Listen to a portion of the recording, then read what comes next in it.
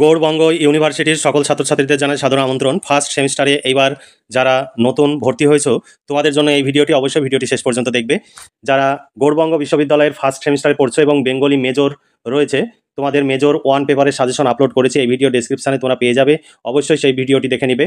তোমাদের মেজর 2 ভাষা রয়েছে, ভাষাতত্ত্ব।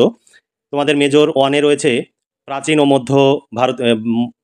ও মধ্য বাংলা সাহিত্যের ইতিহাস, সেই সাজেশন অলরেডি আপলোড করে দিয়েছি, তোমরা মেজর 2 এর সাজেশনটি আজকে দেখে নাও। এবার চলো দেখে নিই সাজেশন।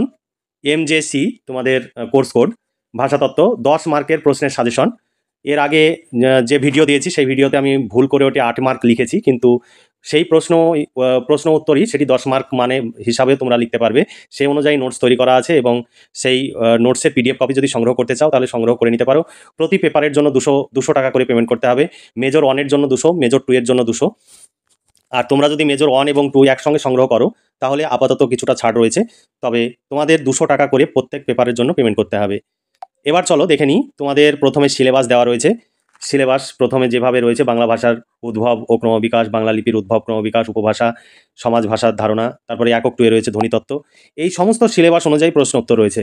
ধ্বনি, বর্ণ, অক্ষরের সংজ্ঞা ও স্বরূপ, তারপর উচ্চারণ, স্থান, প্রকৃতি অনুযায়ী বাংলা স্বরধ্বনি ও ব্যঞ্জনধ্বনির পরিচয়, বাংলা ধ্বনি পরিবর্তনের কারণ, ধারা, রোমান হরফের লিপান্তকরণ। এটি যেহেতু সাজেশন হয় না, এটা তোমাদের প্র্যাকটিস, এটা তোমরা যদি নাও করো তবুও হয়ে যাবে। যে প্রশ্ন রয়েছে সেই প্রশ্নগুলোর অ্যান্সার করলেই হয়ে যাবে। একক 3-তে রয়েছে শব্দার্থ তত্ত্ব, শব্দার্থ পরিবর্তনের কারণ, ধারা, শব্দ ভাণ্ডার, আর হচ্ছে বাংলা শব্দের ব্যুৎপত্তি ও নিরুক্তি। এই ছিল সিলেবাস। এবার এই সিলেবাস অনুযায়ী তোমাদের সাজেশন পরপর যেভাবে তোমাদের সিলেবাস রয়েছে সেই সিলেবাস অনুযায়ী প্রত্যেক ইউনিট অনুযায়ী সাজেশন। দেখো, এটি 10 মার্ক হবে, এখানে 8 মার্ক লেখা রয়েছে। বাংলা ভাষার উদ্ভব ও বিকাশ থেকে 1 নম্বর প্রশ্ন, বাংলা ভাষার জন্ম ইতিহাসটি সংক্ষেপে আলোচনা করো, বা বাংলা ভাষার উৎস, ইতিহাস ও ক্রমবিকাশের ধারাটি আলোচনা করো, একই উত্তর। 2 নম্বর প্রশ্ন, প্রাচীন বাংলা ভাষার ভাষাতাত্ত্বিক বৈশিষ্ট্যগুলি লেখো। অথবা প্রশ্ন, প্রাচীন বাংলা ভাষার নিদর্শন কোন কোন সাহিত্যের কীর্তিতে পাওয়া যায়, এই স্তরে বাংলা ভাষার প্রধান বৈশিষ্ট্যগুলি লেখো। এটি 10 মার্কের প্রশ্ন, এটি 2022 সালে পড়েছিল অনার্স পেপার হিসাবে, তবে তোমাদের জন্য গুরুত্বপূর্ণ, যে কারণে বিগত সালের প্রশ্নগুলো তোমাদের ইউনিভার্সিটির যে প্রশ্নগুলো পড়েছিল সেই প্রশ্নগুলো আমি এখানে প্রত্যেকটি প্রশ্নের পাশে উল্লেখ করে দিয়েছি। প্রাচীন বাংলার কালসীমা উল্লেখ করে এই পর্বের ভাষার লক্ষণগুলি উদাহরণ সহ আলোচনা করো, এই ভাষার উদাহরণ কোথায় পাওয়া যায়। 3 নম্বর প্রশ্ন, মধ্য বাংলা ভাষার ভাষাতাত্ত্বিক বৈশিষ্ট্যগুলি সম্পর্কে আলোচনা করো। 4 নম্বর প্রশ্ন, আদি মধ্যযুগের বাংলা ভাষার ভাষাতাত্ত্বিক বৈশিষ্ট্যগুলি আলোচনা করো। তোমরা ঘরে বসে সমস্ত নোটস পেয়ে যাবে, তোমাদের কোনো রকমের টেনশন করতে হবে না। তোমরা হয়তো ভাবতে পারো যে আমি পেমেন্ট করব, পেমেন্টের পর যদি আমি নোটস না পাই, কারণ তোমাদের কোনো টেনশনের কারণ নেই, কারণ আমাদের বিভিন্ন ইউনিভার্সিটির প্রশ্ন উত্তরের PDF কপি তৈরি করা হয়, তবে ম্যাক্সিমামটাই কল্যাণী ইউনিভার্সিটি তৈরি করা হয়, কারণ কল্যাণী ইউনিভার্সিটিতে খুব চাহিদা, যে কারণে আমরা কল্যাণী ইউনিভার্সিটিকে প্রিফার করি, কারণ নোটস আমাদের তৈরি করতে অনেক খরচ হয়। যে তোমরা যদি নোটস সেট না নাও তাহলে আমাদের কিন্তু লস হয়ে যায়, যে কারণে আমরা অন্যান্য ইউনিভার্সিটিতে অতটা সাড়া না পাওয়ার কারণে আমরা নোটস তৈরি করতে পারছি না। তবে তোমরা যদি পজিটিভলি আমাদের এই নোটস সংগ্রহ করো এবং আমাদের সঙ্গে সহযোগিতা করো, তাহলে আগামী দিনে তোমরা সমস্ত পেপারের নোটস পাবে এবং ঘরে বসে নো টেনশনে তোমরা পড়াশোনা করে পরীক্ষা দিতে পারবে, কোনো বিষয় নিয়ে তোমাদের ভাবতে হবে না। তার জন্য অবশ্যই সহযোগিতা লাগবে, কারণ আমাদের প্রশ্ন উত্তর তৈরি করতে অনেক খরচ হয়, অনেক শিক্ষক রয়েছে এবং টাইপিস্ট রয়েছে, তাদের বেতন রয়েছে, সেই বেতনের টাকা তোমাদের কাছ থেকেই সংগ্রহ করতে হবে, নইলে তো সম্ভব নয়। কারণ আমাদের এই চ্যানেলের ভিউজ খুবই কম, তোমরা যদি দেখো তাহলে বুঝতে পারবে। এই ভিউজে সেইভাবে রেভিনিউ জেনারেট হয় না। মাসে $1 $2 করে হয়, $1 সমান 80 থেকে 85 টাকা, তাহলে $2 বা $3 যদি হয় ক টাকা হয়। আর আমাদের মাসে প্রচুর টাকা খরচ হয়। প্রতি মাসে আমাদের সমস্ত বিষয়ের PDF কপি তৈরি করা, শিক্ষকদের বেতন এবং যে টাইপিস্ট রয়েছে তাদের বেতন মিলিয়ে আমাদের কোনো মাসে 40,000, কোনো মাসে 50,000 করে খরচ হয়। তাই এই অ্যামাউন্টের টাকা তোমাদের কাছ থেকে আমরা অল্প করে নিই, 200 টাকা করে, যাতে তোমাদেরও সাশ্রয় হয়, আমাদেরও এই অর্থটা উঠে আসে।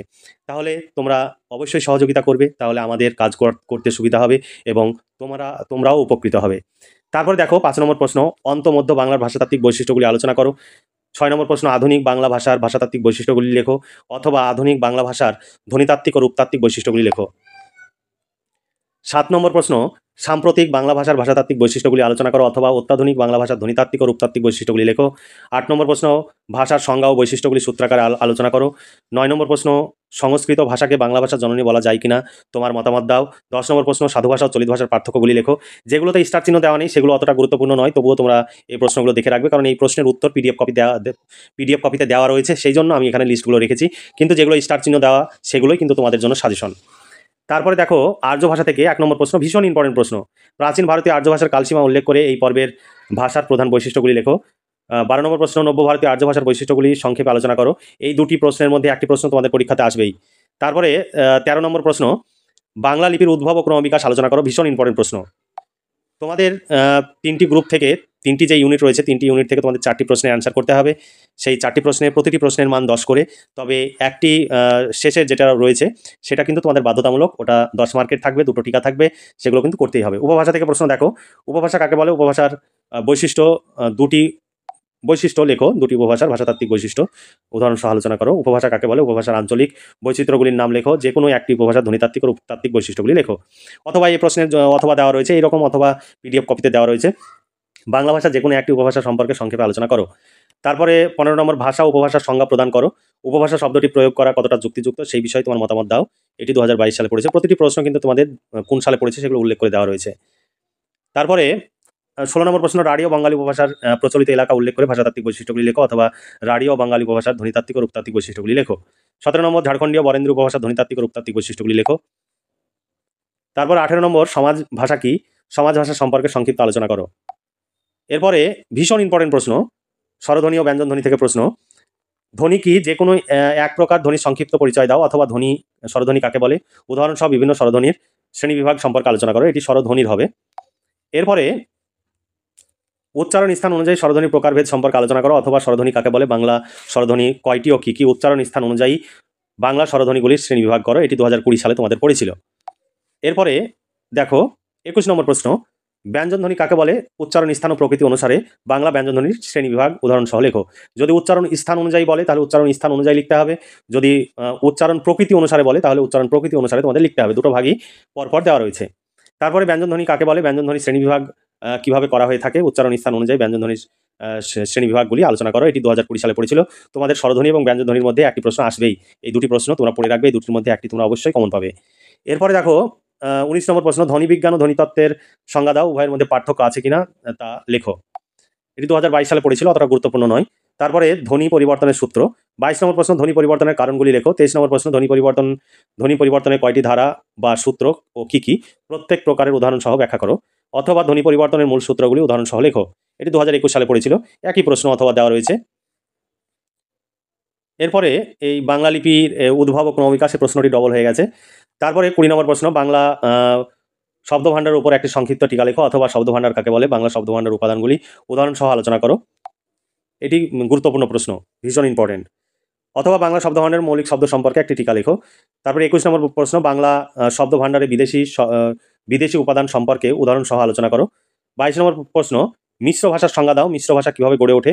প্রধান কয়েকটি মিশ্র ভাষার সংক্ষিপ্ত পরিচয় দাও। এটি 21 সালে পড়েছিল তোমাদের গৌড়বঙ্গ বিশ্ববিদ্যালয়ে অনার্সের ছাত্রছাত্রীদের জন্য। এটি জেনারেলের হিসাবে পড়েছিল, জেনারেল না, অনার্সের পড়েছিল। তারপরে 23 নম্বর প্রশ্ন, শব্দার্থ পরিবর্তনের কারণ ও সূত্রগুলি সম্পর্কে আলোচনা করো। এটিও 2022 সালে পড়েছিল। অথবা শব্দার্থ পরিবর্তনের কারণ কি? শব্দের অর্থ পরিবর্তনের প্রধান ধারাগুলি দৃষ্টান্ত সহ আলোচনা করো। অথবা শব্দার্থ পরিবর্তনের কারণ আলোচনা করো। যদি শুধু কারণ বলে তাহলে শুধু কারণের উত্তরগুলো লিখতে হবে, আর যদি ধারা বা সূত্র বলে তাহলে সূত্র অংশগুলোও লিখতে হবে। তারপরে 24 নম্বর প্রশ্ন, শব্দার্থ পরিবর্তনের ধারা উদাহরণ সহ লেখো, অথবা শব্দার্থ পরিবর্তন যে কোনো 3টি ধারা লেখো। ওই প্রশ্নটাই এখানে আলাদাভাবেও আসতে পারে, সেই অনুযায়ী দেওয়া রয়েছে। এবার টিকা, এটা ভাষাতাত্ত্বিক টিকা, এটা একদম তোমাদের বাধ্যতামূলক, এটা করতেই হবে। এখানে কোনো অথবা থাকবে না, তোমাদের এখানে বেশি করে প্রশ্ন দেওয়া থাকবে। দেখো এখানে টিকা তোমাদের দেওয়া থাকবে। এখানে তোমাদের 3টি টিকা করতে হবে। এখানে 2টি লেখা আছে, কারণ এর আগে 2টি করে থাকতো, কিন্তু এই বছর 3টি করে থাকবে। 3টি থাকবে, প্রতিটি টিকার মান হচ্ছে 2 করে। তোমাদের সংজ্ঞা এবং উদাহরণ দিতে হবে, যেমন স্বরসঙ্গতি, বিষমী ভবন, স্বরাগম, বিমিশ্রণ, তারপরে হচ্ছে জোড় কলম শব্দ। তারপরে ক্ষয়ে দেখো এটি 3টি টিকা লিখতে হবে। তোমাদের এই 1টি করে থাকবে, এইরকম 1টি তুলে দিবে। আমি এখানে 3টি সালের 3টি টিকা এইভাবে ছিল, সেই অনুযায়ী সালের প্রশ্নগুলো তুলে দিয়েছি। এখানে দেখো তোমাদের টিকা এভাবেই থাকবে। তোমাদের 3টি করতে হবে, 6 মার্ক। এখানে 4 হয়ে গেছে, 6 হবে। যেমন লোক নিরুক্তি, অর্থের উন্নতি, সুভাষণ, তারপরে মহাপ্রাণধ্বনি, এগুলোর উত্তর সব করে দেওয়া আছে পিডিএফ কপিতে।